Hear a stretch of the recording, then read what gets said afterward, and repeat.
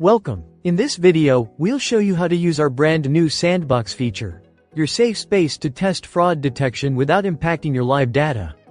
First, log in to your FraudLabs Pro Merchant license page.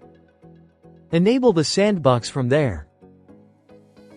Once it's enabled, go to the store profile on the side menu and click Switch to enter Sandbox mode. Now, let's test some rules. Go to the Rules page. Here, you can try things like rejecting high-risk countries or blacklisting specific emails.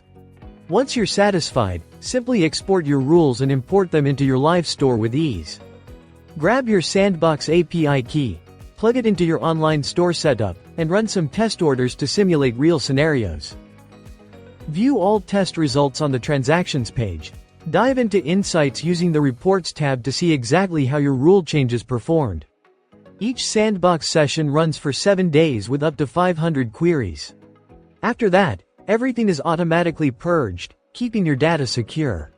Sessions can't be extended, but you can start a new one anytime. Try your Sandbox today and test with confidence. Smarter fraud protection starts here.